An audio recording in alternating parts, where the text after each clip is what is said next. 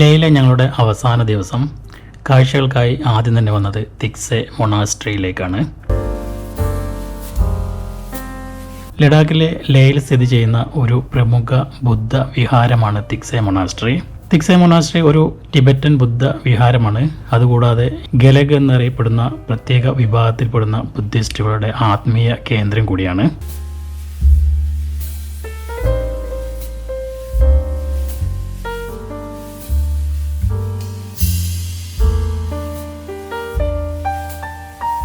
ലഡാക്കിലെ ഏറ്റവും വലിയ പട്ടണമായ ലേ ഈ പ്രദേശത്തിന്റെ ഭരണപരവും വാണിജ്യപരവുമായ കേന്ദ്രമായി പ്രവർത്തിക്കുന്നു. ലേയിൽ നിന്ന് ഏകദേശം 19 കിലോമീറ്റർ കിഴക്കായാണ് തിക്സെ മൊണാസ്ട്രി സ്ഥിതി ചെയ്യുന്നത്.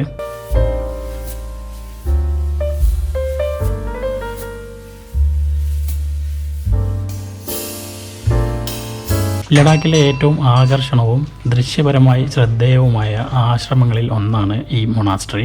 ടിബറ്റിലെ ലാസയിലെ പ്രശസ്തമായ പൊട്ടാല കൊട്ടാരത്തോട് സാമ്യമുള്ള ഒരു കുന്നിൻ മുകളിലാണ് ഈ ആശ്രമം സ്ഥിതി ചെയ്യുന്നത്.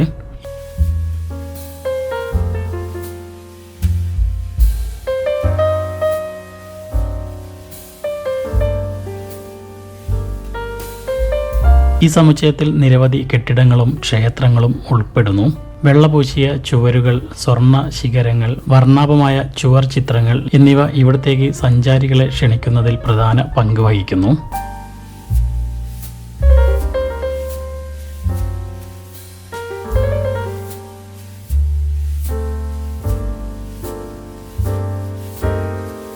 മതപരമായ ആചാരങ്ങളിലും അനുഷ്ഠാനങ്ങളിലും പഠനത്തിലും ഏർപ്പെട്ട് അച്ചടക്കത്തോടെ സന്യാസ ജീവിതം നയിക്കുന്ന ബുദ്ധ സന്യാസിമാരുടെ ഒരു സമൂഹമാണ് ഇവിടെ നമുക്ക് കാണാൻ സാധിക്കുന്നത്. സിന്ധു നദീതടവും ഹിമാലയൻ പർവ്വതനിരകളും ഉൾപ്പെടെ ചുറ്റുമുള്ള പ്രകൃതി ദൃശ്യങ്ങളുടെ അതിമനോഹരമായ കാഴ്ചകൾ ആശ്രമത്തിൽ നിന്നും കാണാനായിട്ട് നമുക്ക് സാധിക്കും.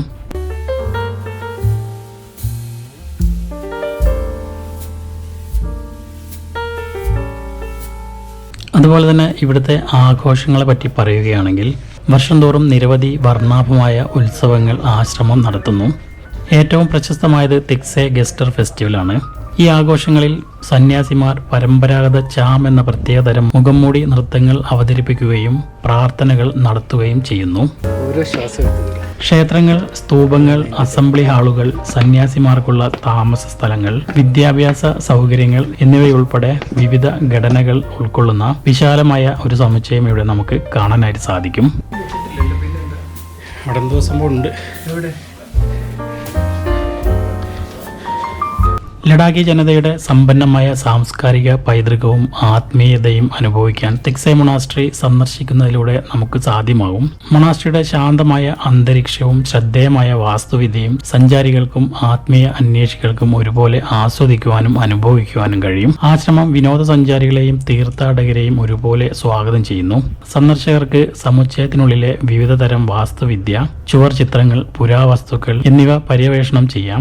കൂടാതെ സന്യാസിമാർ അവരുടെ ദൈനംദിന ആചാരങ്ങളിലും പ്രാർത്ഥനകളിലും ഏർപ്പെട്ടിരിക്കുന്നതും നമുക്ക് നേരിട്ട് കാണാനായിട്ട് സാധിക്കും.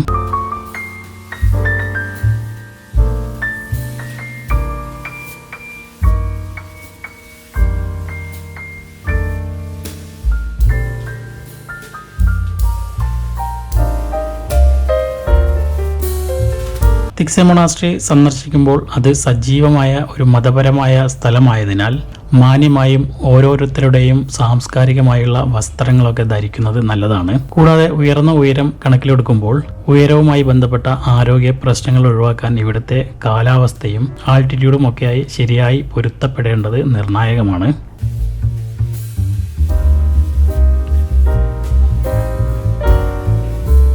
ലേയും അതിൻ്റെ ചുറ്റുപാടുകളും അതിമനോഹരമായ സൗന്ദര്യത്തിനും സമ്പന്നമായ സാംസ്കാരിക പൈതൃകത്തിനും പേരുകേട്ടതാണ്.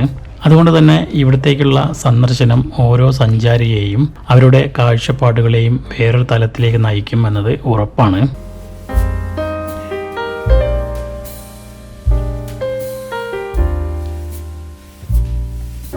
അതുപോലെ തന്നെ ഇവിടുത്തെ പ്രധാന ആകർഷണമായ മൈത്രേയ ബുദ്ധ പ്രതിമ 15 മീറ്റർ ഉയരത്തിൽ നിലകൊള്ളുന്നു. കളിമണ്ണിൽ നിർമ്മിച്ചിരിക്കുന്ന ഈ പ്രതിമ സ്വർണ്ണവർണ്ണ പെയിന്റ് കൊണ്ട് അതിമനോഹരമായി അലങ്കരിക്കുകയും ചെയ്തിരിക്കുന്നു.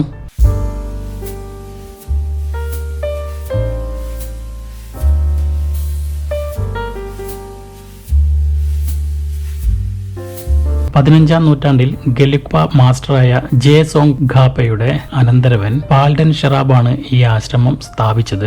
ഇത് ടിബറ്റൻ ബുദ്ധമതത്തിലെ ഗെലുക്പ വിഭാഗത്തിൽപ്പെട്ടതാണ്. ഗെലുക്പ എന്നത് മഞ്ഞ തൊപ്പി ധരിച്ചുള്ള പ്രത്യേക ബുദ്ധ വിഭാഗമാണ് എന്നത് പ്രത്യേകം ഓർക്കുക. ലേയിൽ നിന്ന് റോഡ് മാർഗം മൊണാസ്ട്രിയിലേക്ക് എളുപ്പത്തിൽ എത്തിച്ചേരാം. ഈ പ്രദേശം സന്ദർശിക്കുന്ന വിനോദസഞ്ചാരികൾക്ക് ഇത് ഒരു പ്രശസ്തമായ സ്ഥലമാണ്. കൂടാതെ പല സംഘടിത ടൂറുകളും അവരുടെ യാത്രയുടെ ഭാഗമായി തെക്സേ മൊണാസ്ട്രി സന്ദർശിക്കുന്നതും നമുക്ക് ഇവിടെ കാണാനായിട്ട് സാധിക്കും. അങ്ങനെ കാഴ്ചകളൊക്കെ കണ്ടു പുറത്തേക്ക് ഇറങ്ങി ഇനി നേരെ താഴേക്ക് വണ്ടി പാർക്ക് ചെയ്ത സ്ഥലത്തേക്ക് പോകണം. പോകുന്ന വഴിക്ക് സൈഡിലായിട്ട് ഒരു ഹാൻഡി ക്രാഫ്റ്റ് ഷോപ്പ് കാണാം.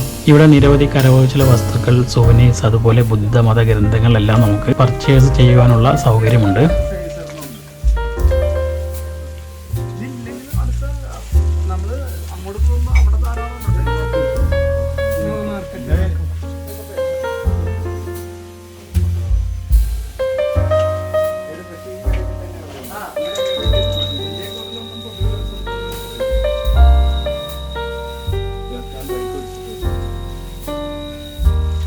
അവിടുന്ന് കുറച്ച് സാധനങ്ങളൊക്കെ വാങ്ങി നേരെ ലേയിലേക്കുള്ള മറ്റു കാഴ്ചകളിലേക്ക് പോവാണ്. ആ കാഴ്ചകളൊക്കെ നമുക്ക് അടുത്ത വീഡിയോയിൽ കാണാം. അതുപോലെ തന്നെ വീഡിയോ ഇഷ്ടമായാൽ തീർച്ചയായും അഭിപ്രായങ്ങൾ അറിയിക്കുക. തുടർന്നുള്ള വീഡിയോകൾക്കായി ചാനൽ സബ്സ്ക്രൈബ് ചെയ്യുക. നോട്ടിഫിക്കേഷൻ ലഭിക്കാനുള്ള കാര്യങ്ങൾ കൂടെ ചെയ്തു വയ്ക്കുക. അപ്പോൾ അടുത്ത വീഡിയോയിൽ കാണാം.